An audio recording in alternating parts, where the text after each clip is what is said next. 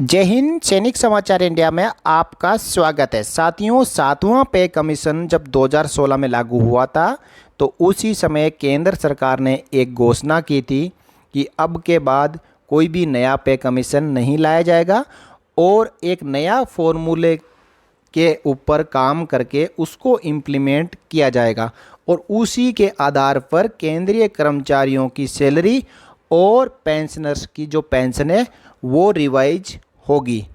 साथियों, अब जैसे कि 2022 आ चुका है और सभी कर्मचारियों और पेंशनर्स को 8वें वेतन आयोग की घोषणा का इंतज़ार है, लेकिन अब ऐसा नहीं होने वाला है। अब क्या होने वाला है, आइए देखो इस खबर में कि क्या लिखा हुआ है। इसमें बताया है कि केंद्रीय कर्मचारियों की सैलरी के लिए नया फॉर्मूला केंद्र सरकार ला सकती है।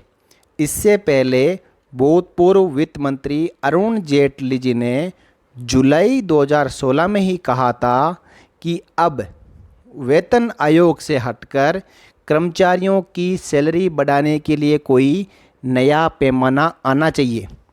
वित्त मंत्रालय के सूत्रों की तरफ से दी गई जानकारी के अनुसार सरकार अब केंद्रीय कर्मचारियों के लिए नया वेतन आयोग लाने पर कोई विचार नहीं कर रही है। अब सरकार ऐसी व्यवस्था पर काम कर रही है जिससे कर्मचारियों की सैलरी उनकी परफॉर्मेंस के आधार पर तय की जा सके। आगे देखिए, सरकार अब कोई ऐसी व्यवस्था लाना नहीं चाहती है या तो अब सरकार का क्या प्लान है।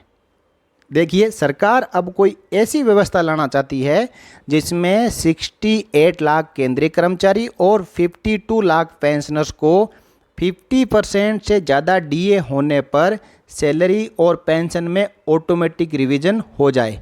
सरकार इसके लिए ऑटोमेटिक पे रिवीजन सिस्टम बनाना चाहती है, लेकिन कर्मचारियों का कहना है कि महंगाई दर लगातार बढ़ रही है, इसलिए वर्ष साल 2016 से चली आ रही सिफारिशों से उनके लिए गुजारा करना बहुत मुश्किल होगा। बहरहाल अब तक सरकार ने इसके ऊपर फैसला नहीं सुनाया है, लेकिन साथियों, जो चर्चाएं शुरू हो जाती है वो सरकार इम्प्लीमेंट कर ही देती है और इसके ऊपर 2016 से लेकर आज तक लगातार काम किया जा रहा है कि कैसे पे कमीशन को बंद करके उसकी जगह ऑटोमेटिक सैलरी और पेंशन रिवीजन का जो फॉर्मूला लाया जाए और उसको इम्प्लीमेंट कर दिया जाए। साथियों, 2022 के बाद जैसे कि 2026 में 8वां पे कमीशन की उम्मीद है, तो अब जो 3 से 4 साल हमारे पास पड़ा है, इस दौरान सरकार क्या करती है, आगे क्या आउटकम होते हैं, कौन सा ज़्यादा हमारे लिए बेनिफिशियल रहेगा, तो वो तो उचित समय ही बताएगा। जय हिंद, जय भारत, नमस्कार। A promise of right pension at right time, touching lives.